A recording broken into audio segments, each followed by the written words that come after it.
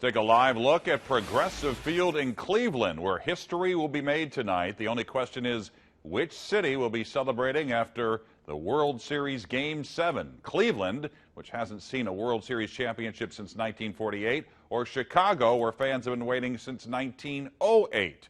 The Cubs forced Game 7 with a remarkable showing in Game 6 last night, something Cardinals fans can relate to. We all probably remember David Freese's epic Game 6 performance in the 2011 World Series. And that brings us to Frank Cusimano's story tonight about a couple of Cardinals fans who just stumbled onto one of the most important pieces of the Cardinals' 124-year history.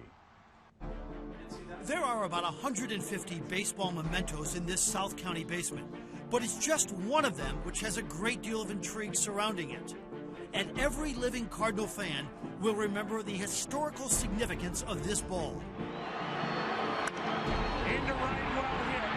Back at the wall. It's off the wall. 1-1 scores. Here comes Buckman. Freese has tied it. 7-7. Unbelievable. This is 33-year-old Alex Theodore, father of 3 and an investment ops manager. This is 45-year-old Sean Brady, father of 2 and a financial planner. They're both collectors. The Highland Mint Company, which buys balls from MLB, sent out to all collectors this email offering balls from the 2011 World Series. I know Sean has a collection of 2011 stuff, and jokingly I said, hey, why don't you get a pitch in the dirt or a foul ball or something to commemorate all your stuff for 2011? Half jokingly, we started looking at which ball would you even get. So I said, well, Game 6 was the most important. All the Game 7 stuff was gone at this time.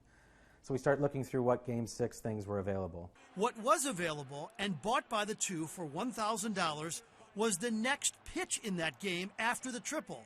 Neftali Perez threw it, and it was labeled pitch in the dirt, bottom of the ninth, pitch in the dirt to Yadier Molina. And if you look closely at the ball, it is scuffed up. But there's also a slight black mark on the ball, like it was hit with a black bat. And Freese, as you can see, uses a black bat. And I said, hey, that was like right after the triple. I wonder when they replaced that ball. And then it crossed my mind, as I'm a collector, did they ever replace that ball?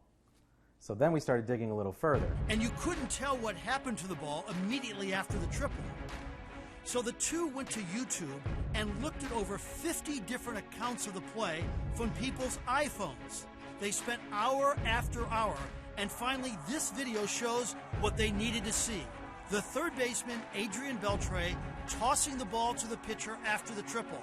The umpire, instead of taking the ball out of play, simply stayed behind the plate and did not replace the ball. We would text back and forth as we were looking like, man, I think this could be it. Man, I think this is it. At first we're thinking maybe this ball is worth $10,000, $20,000, and we start looking and comparing things price-wise to things that have sold in the past, and our minds were sort of blown. The two collectors put a 3-page presentation together, and it has been authenticated by Golden Auctions. Highland Mint and MLB had no idea that this was the ball. Even these two collectors had no idea.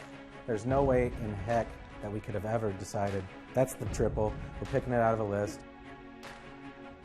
Now, the auction will begin mid-November and last 2 weeks. The big question is, how much is it worth?